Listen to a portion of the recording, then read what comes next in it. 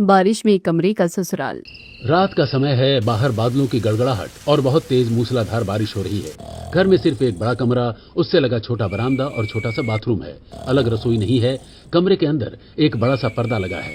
पर्दे के एक तरफ 8 महीने की प्रेग्नेंट बहू वेदिका और उसका पति देवर कबीर सो रहे हैं और दूसरी तरफ पतले गद्दे पर ललिता और गोविंद सोए हुए हैं। कमरे में एक पुरानी चारपाई है जिस पर सुशीला और रिद्धि गहरी नींद में सो रहे हैं। कमरे के बाहर एक छोटे से खुले बरामदे में विधवा बहू आरती एक पतली सी चादर ओढ़े जमीन पर सो रही है। तेज हवाओं के कारण बारिश का पानी सीधे बरामदे के अंदर आ रहा है। बहुत ठंड लग रही है। पानी तो बरामदे के अंदर आ रहा है। ऐसे तो मैं पूरी रात सो नहीं पाऊंगी। मुझे अंदर जाकर सोना पड़ेगा। आरती कांपते हुए उठती है और आधी रात को कमरे का दरवाजा खटखटाती है। अरे देखो तो कौन मर गया इतनी रात को, इतनी तेज बारिश में। वैसे ही नींद नहीं आ रही है, ऊपर से पता नहीं कौन मनहूस दरवाजा पीट रहा है। जी माँ जी, मैं देखती हूँ, पता नहीं कौन है आधी रात को। ललिता उठकर दरवाजा खोलती है। सामने आरती खड़ी होकर कांप रही थी। क्या है बहू, इतनी रात को दरवाजा क्यों पीट रही है? माँ जी, बाहर बरामदे में सोना बहुत मुश्किल हो रहा है। बारिश बहुत तेज है और हवा के साथ पानी की बौछारें सीधे मेरे बिस्तर पर आ रही है। पूरा गद्दा भीग गया है। क्या मैं अंदर आके सो जाऊं? हाँ बेटा, तू अंदर आ जा। आरती की हालत देखकर ललिता उसे कमरे के अंदर बुला लेती है, लेकिन आरती को देखकर पीछे से सुशीला चिल्लाने लगती है। बहू, तेरा दिमाग खराब हो गया है क्या? अब इस मनहूस को घर के अंदर सुलाएगी तो? वैसे ही हमारा एक कमरे का घर है, इतने सारे लोग कैसे रहेंगे? हाँ माँ जी, यहाँ तो पहले से ही सोने में बिल्कुल जगह नहीं बन रही है और मैं और मेरे पति एक कोने में कितनी मुश्किल से एडजस्ट कर रहे हैं। अब जेठानी जी को भी कमरे में ही सुलाइएगा तो हम लोग कहाँ जाएंगे? बहू तू चुप कर। एक तो पर्दे के उस तरफ से तू और तेरा पति आराम से सोए हैं। दिक्कत तो मुझे और तेरे ससुर जी को हो रही है। और रही बात तेरी जेठानी की, तुझे उससे कोई दिक्कत नहीं होनी चाहिए। चुपचाप सो जा। ललिता से डांट सुनकर वेदिका चुपचाप सो जाती है। आरती सिर झुकाए दरवाजे के पास एक छोटे से सूखे कोने में बैठ जाती है। माँ जी देखिए, बाहर बहुत बारिश हो रही है। हम लोग अपनी बहू को ऐसे बाहर छोड़ेंगे तो पड़ोसी हमारे बारे में क्या कहेंगे? ललिता की बात सुनकर सुशीला शांत होकर सो जाती है, लेकिन बारिश का कहर जारी था। आरती दरवाजे के पास ही सिकुड़ी हुई सो रही थी। अचानक दरवाजे से रिसता हुआ गंदा पानी सीधे आरती के पैरों पर गिरता है। उफ, ये पानी कहाँ से आ रहा है? आरती देखती है कि बारिश की वजह से रास्ते में पानी भर गया था और वही पानी अब दरवाजे से उनके घर के अंदर आ रहा था। आरती जल्दी से रिद्धि के पास जाती है। नन्ही जी उठिए ना, देखिए बाहर से घर के अंदर पानी आ रहा है। हमें पानी बाहर निकालना होगा। ओफो भाभी, पहले ही आप एक बार हमारी नींद खराब कर चुकी है। अब और परेशान मत कीजिए ना। मुझे बहुत तेज नींद आ रही है, मुझे सोना है। आप खुद ही निकाल लीजिए पानी।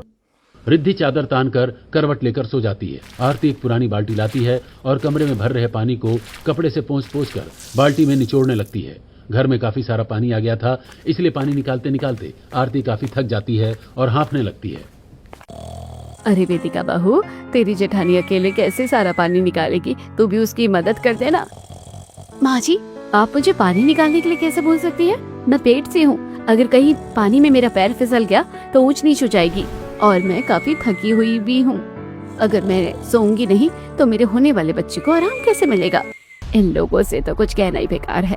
ये लोग तो एक नंबर के कामचोर है। इनसे कुछ नहीं होगा। अब मुझे ही पानी बाहर निकालना होगा। रुक बहू, मैं तेरी मदद करती हूँ। ललिता और आरती मिलकर कमरे से पानी बाहर फेंकती हैं। काफी देर बाद पानी कम होता है तो आरती सो जाती है, लेकिन रात भर पानी निकालने की वजह से वो काफी थक गई थी, इसलिए वो सुबह काफी देर तक सोती रहती है। लेकिन बाकी घर वाले उठ चुके थे। हाँ भाभी, कब तक सोते रहिएगा? उठिए ना। लग रहा है जैसे आपके अंदर कुंभकर्ण की आत्मा घुस गई है। मुझे कॉलेज जाना है, नाश्ता बनाकर दीजिए मुझे। अरे बहू, मुर्गे ने मांग दे दी है, तेरे कान में जू नहीं रेंग रही। जल्दी उठ, चाय बना। क्या है, इस बुढ़िया को भूखे मारने का इरादा है तेरा? सुशीला और रिद्धि के चिल्लाने की वजह से आरती की नींद खुल जाती है, पर उसकी आंखें अभी भी लाल थी, इसलिए वो मुंह धोने के लिए बाथरूम में जाती है। नाना जी, आप ही तो मेरी मदद कर सकती है ना? क्या भाभी, आप कितना काम चोरी करती हैं? आपको नाश्ता बनाने को बोला तो आप मुंह धोने लगी। आपको क्या सबसे पहले बनाकर खुद ही खाना है? हम लोगों को तो बाहर जाना है। आपको क्या काम है? घर में ही तो रहिएगा आप। पहले हमारे लिए नाश्ता बना दीजिए। अगर आपको देरी हो रही है तो आप खुद नाश्ता बना लीजिए ना। मेरी पोती क्यों करेगी काम जब तू है इस घर में? तो तू हमारा मुंह देखने के लिए घर में है क्या? अब ज्यादा जुबान मत चला, अपना मुंह बाद में धोना, जल्दी से खाना बना। सुशीला की बात सुनकर आरती बेबस होकर रसोई की तरफ जाती है। आरती के ससुराल में रसोई का कोई अलग कमरा नहीं था, बल्कि उसी कमरे के कोने में मिट्टी का चूल्हा और कुछ बर्तन रखे थे। आरती चूल्हे के पास बैठती है और चूल्हा जलाती है, लेकिन लकड़ियों से सिर्फ धुआं उठता है, क्योंकि लकड़ियां बारिश की वजह से पूरी तरह भीग चुकी थी। इसीलिए लकड़ी आग नहीं पकड़ती है। कमरे में चारों तरफ धुआं फैल जाता है, सभी लोग खांसने लगते हैं। जेठानी जी, आपको क्या दुश्मनी है मुझसे? जब देखिए मेरे पीछे ही पड़ी रहती है। मैंने क्या किया वेदिका? आपने चूल्हा कैसे जलाया है जो इतना धुआं उठ रहा है? अब लकड़ियां भीगी हुई हैं तो इसमें मेरी क्या गलती है? अब भीगी हुई लकड़ी जलेंगी तो धुआं तो उठेगा ही। नैना जी, आप खिड़की के पास बैठी हैं, जरा खिड़की खोल दीजिए ना, बहुत धुआं लग रहा है। रिद्धि चारपाई पर लेटे लेटे एक कॉमिक बुक पढ़ रही थी। वो वेदिका की तरफ देखे बिना उसे जवाब देती है। भाभी, मैं तो खिड़की नहीं खोलूंगी, मैं थक गई हूँ। मैं अभी थोड़ा रिलैक्स कर रही हूँ और वैसे भी मुझे बहुत जोर की भूख लगी है। मैं तो यहाँ से हिलने वाली नहीं हूँ। आपको दिक्कत हो रही है तो आप खुद ही खिड़की खोल लीजिए। रिद्धि की बात सुनकर वेदिका गुस्से में पैर पटकते हुए खिड़की के पास जाती है और खिड़की खोलती है। उफ, इस घर में तो कोई मेरी एक नहीं सुनता।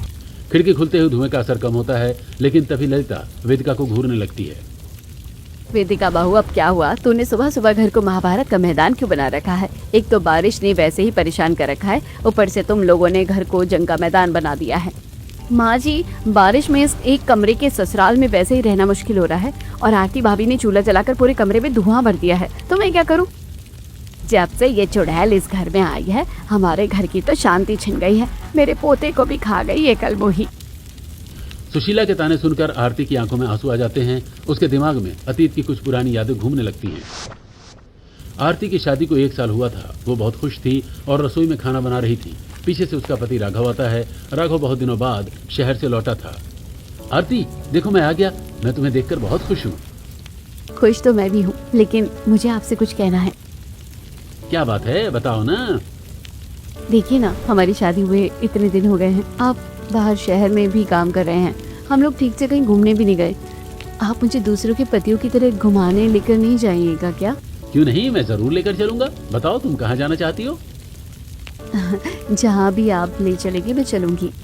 अरे वाह भैया, कहाँ घूमने जाने की बात हो रही है? हम सब भी चलेंगे, बड़ा मजा आएगा। हाँ, हम सब घूमने चलेंगे। तू पैकिंग करना शुरू कर दे मेरी बहन।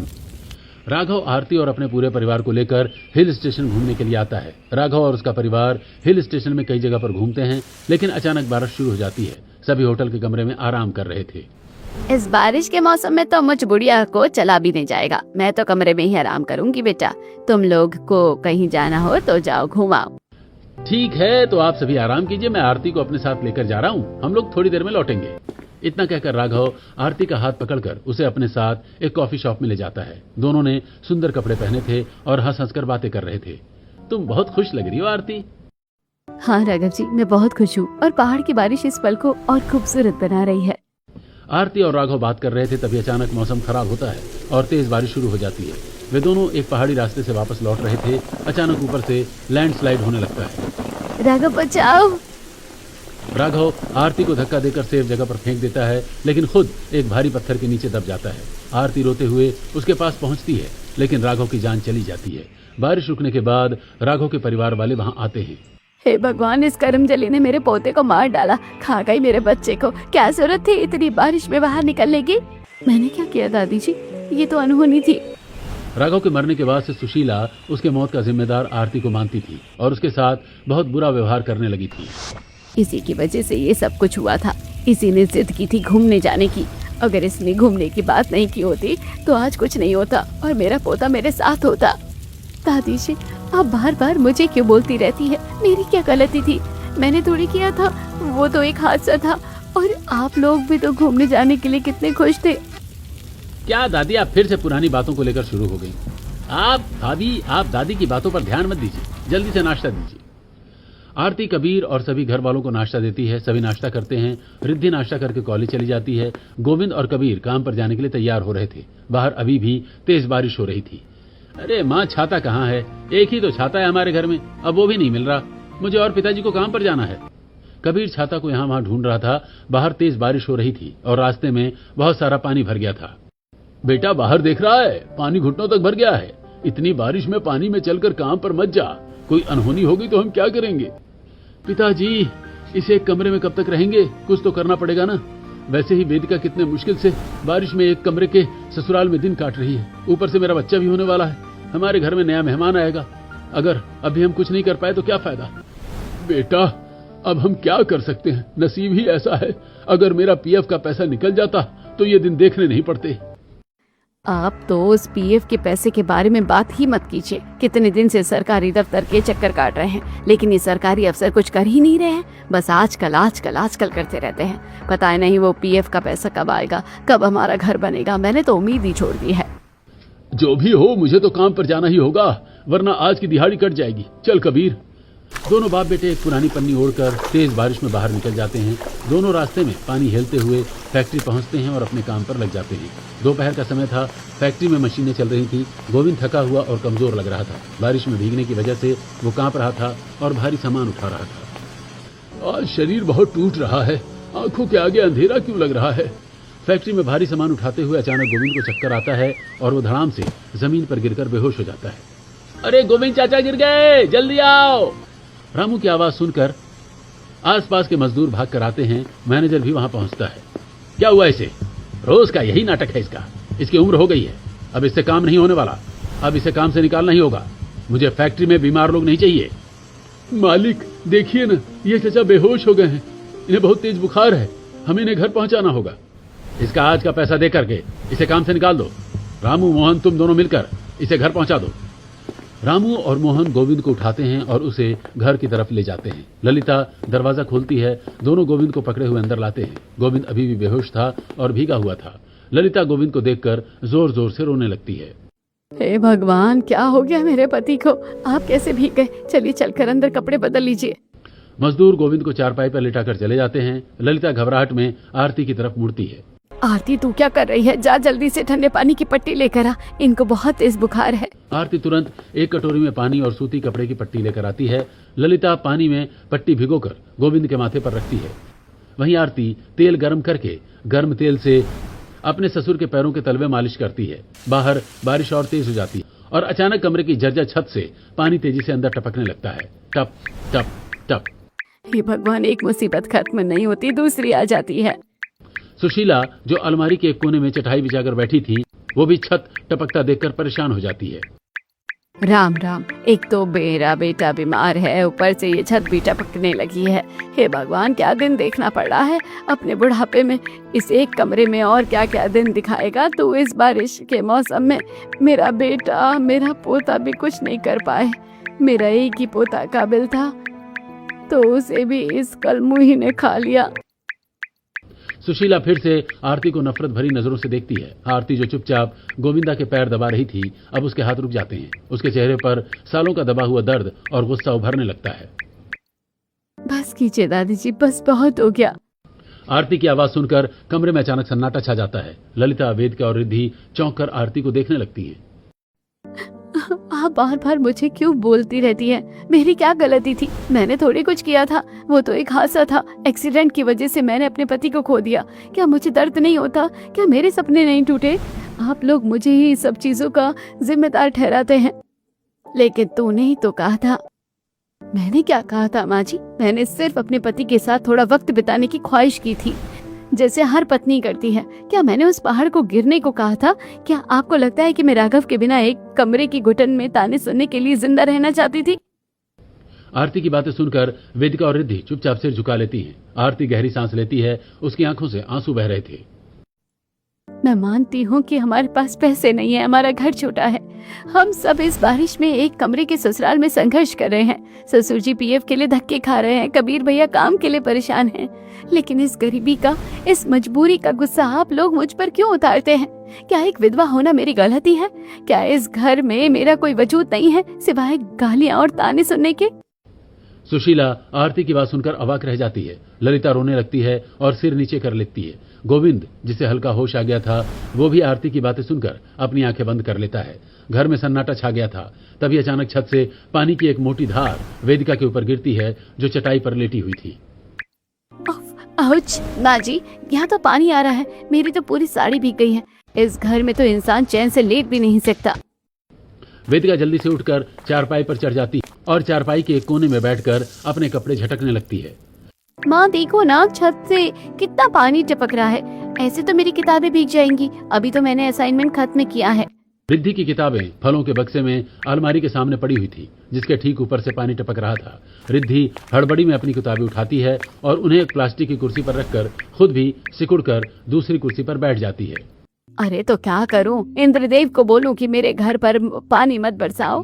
रिद्धि, घर के बाहर वो तिरपाल पड़ा है, जा जाकर छत पर डालते, कम से कम ये पानी टपकना तो बंद होगा। माँ, मैं कैसे चढ़ूंगी इतने ऊपर? बाहर सीढ़ियों पर कितनी काई जमी है, अगर मेरा पैर फिसल गया तो? मुझे बहुत डर लगता है छत पर चढ़ने से, मुझसे तो नहीं हो पाएगा। वेदिका बहू, माँ जी, आप मुझसे इस हालत में छत पर चढ़ने को कह रही हैं? आप तो जानती है मैं 8 महीने की प्रेग्नेंट हूँ, अगर मैं फिसल गई या मेरे बच्चे को कुछ हो गया तो? ललिता दोनों का ड्रामा देखकर परेशान हो जाती है। कमरे के एक कोने में आरती चुपचाप खड़ी सब सुन रही होती थी। वो समझ गई थी कि कोई और नहीं जाएगा। माँ जी, आप लोग चिंता मत कीजिए, मैं जाती हूँ छत पर तिरपाल डालने। आरती एक पुराना प्लास्टिक का बोरा सिर पर ओढ़ती है और कमरे से बाहर निकल जाती है। आरती भारी बारिश में भीगते हुए सीढ़ियां चढ़ती है। सीढ़ियां बेहद संकरी और काई से भरी थी। वो संभल कर कदम रखती है। छत पर पहुंचकर वो भारी तिरपाल को खींचने की कोशिश करती है। हवा बहुत तेज थी, ऊपर से बारिश भी हो रही थी, जिससे तिरपाल बार बार उड़ रहा था। इतनी खराब मौसम में मैं तिरपाल कैसे बांधूं? हे भगवान, अब आप ही मदद कीजिए। आरती हिम्मत रखते हुए जैसे तैसे छत के ऊपर तिरपाल लगाती है। तिरपाल को ईंटों से दबाते समय वहां पड़ा एक लोहे का जंग लगा तार आरती के हाथ में चुभ जाता है। आउच, उफ, मेरा हाथ कट गया। उसके हाथ से खून बहने लगता है। आरती दर्द के बावजूद वो तिरपाल को अच्छे से ईंटों से दबा देती है ताकि कमरे में पानी न टपके। बारिश में भीगने की वजह से उसे ठंड लग रही थी और वो लगातार छींक रही थी। तिरपाल लगाकर आरती सीढ़ियों से नीचे आती है। आरती कमरे में आती है। वो बुरी तरह कांप रही थी और उसके हाथ से खून टपक रहा था। वो छींकती है, आच्छी। अरे आराम से दीदी, देखिए आप सर्दी जुकाम लेकर अंदर आ रही हैं, थोड़ा दूर ही रहिए मुझसे। अगर आपकी वजह से मुझे छींकें आने लगी तो मेरे होने वाले बच्चे की तबीयत खराब हो जाएगी। आप अपने कीटाणु मुझसे दूर ही रखिए। आरती दर्द भरी नजरों से वेदिका को देखती है, लेकिन कुछ नहीं कहती। वो अपनी चोट को साड़ी के पल्लू से दबाने की कोशिश करती है। और हाँ जेठानी जी, सुबह से मेरी तबीयत कुछ ठीक नहीं लग रही है। आप ऐसा कीजिए कि अभी का खाना आप ही बना लीजिए। वेदिका, मेरे हाथ से खून बह रहा है, तार चुभा है मुझे और मैं पूरी तरह से भीग चुकी हूँ। अरे तो क्या हो गया, खून ही तो निकला है, कोई जान थोड़ी ना निकल गई है। जाकर पहले कपड़े बदल ले, फिर चुपचाप रसोई देख। वेदिका की तबीयत ठीक नहीं है। आरती बिना कुछ कहे अपना सिर झुकाती है और बाथरूम में पर्दा गिराकर अपने गीले कपड़े बदलने लगती है। कमरे के अंदर ललिता अपनी बेटी को आवाज लगाती है। रिद्धि देख, तेरी दोनों भाभीियों की तबीयत ठीक नहीं है। एक काम कर, तू ही जल्दी से थोड़ा खाना बना दे। बारिश में और क्या ही बनेगा, बस खिचड़ी चढ़ा दे। खाना बनाने का नाम सुनकर रिद्धि जल्दी से चटाई पर बैठकर कुर्सी पर रखी किताब उठा लेती है और पढ़ने का नाटक करने लगती है। नहीं माँ, मैं खाना नहीं बना सकती, मुझे कॉलेज से बहुत सारा काम मिला है। कल मुझे ये होमवर्क जमा करना है, वरना प्रोफेसर मुझे फेल कर देंगे। आप खुद ही देख लो, मुझे तो सिर उठाने की फुर्सत भी नहीं। आरती सूखे कपड़े पहनकर अपने खून बहते हाथ पर एक साधारण सी पट्टी बांधकर बाथरूम से निकलती है और चुपचाप गैस चूल्हे के पास जाकर खिचड़ी पकाने लगती है। शाम ढल जाती है। सभी लोग उसी एक कमरे में जमीन पर बैठकर खिचड़ी खाते हैं। गोविंद की भी तबीयत अब सुधर गई थी। आरती सबसे लास्ट में बचा खुचा खाना खाती है। वेदिका बहू, देख बाहर बारिश रुक गई है, एक काम कर, जल्दी से घर में पूजा कर दे। जी ठीक है माँ जी।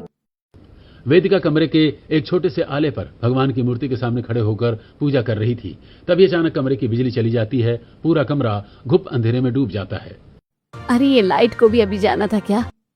तभी दरवाजा खुलता है और कबीर घर के अंदर आता है। वो भी भीगा हुआ था। माँ, बाहर बहुत तेज आंधी आई है, लगता है मोहल्ले के ट्रांसफार्मर पर कोई पेड़ गिर गया है। बिजली विभाग वालों ने पूरे इलाके की लाइट कट कर दी है, पता नहीं बिजली कब आएगी।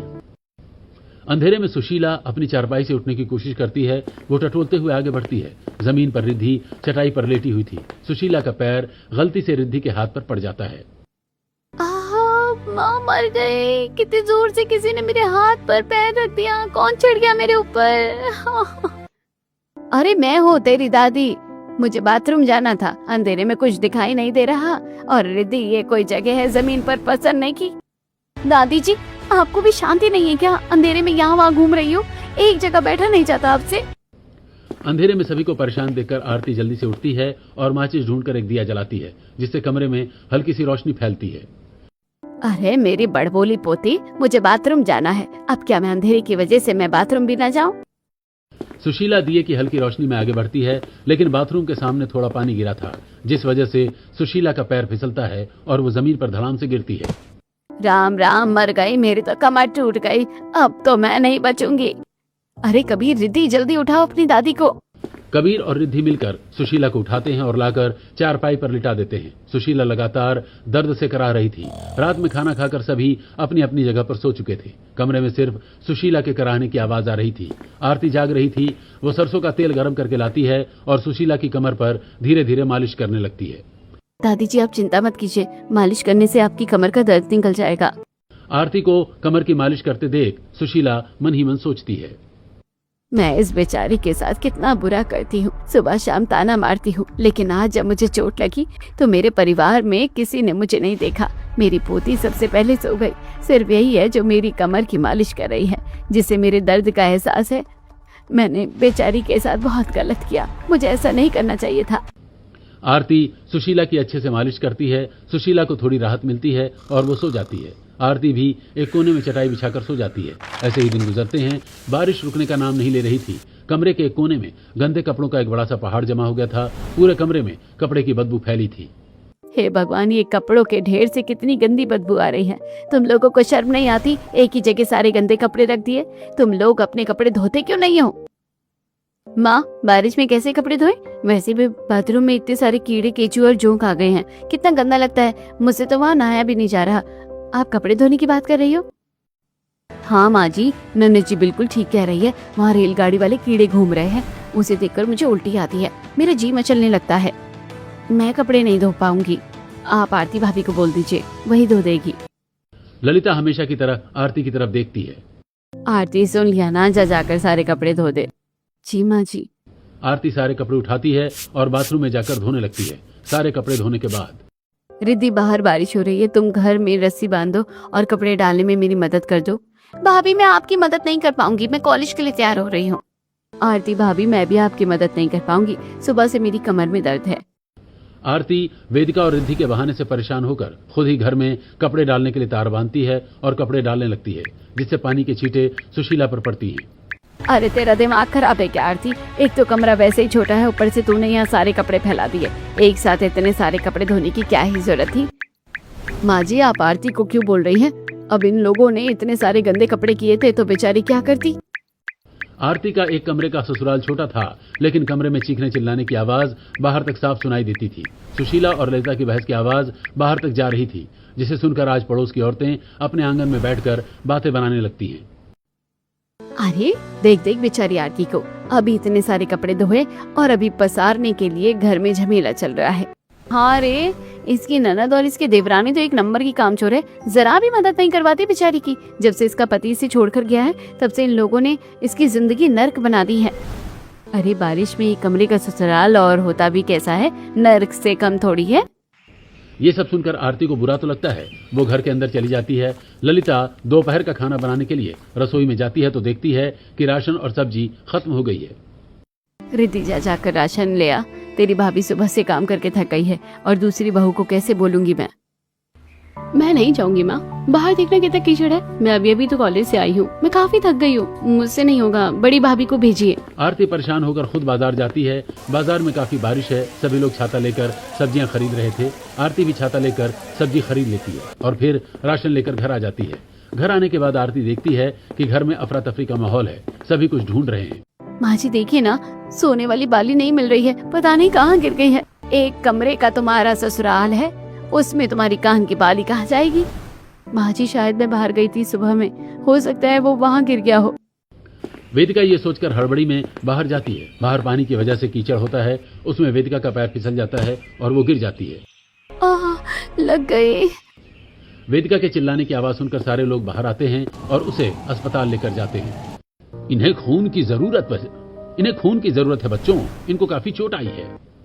डॉक्टर, मेरा और मेरी देवरानी का खून सेम है, आपको जितना खून लेना है ले लीजिए, बस बच्चे और माँ को कुछ नहीं होना चाहिए।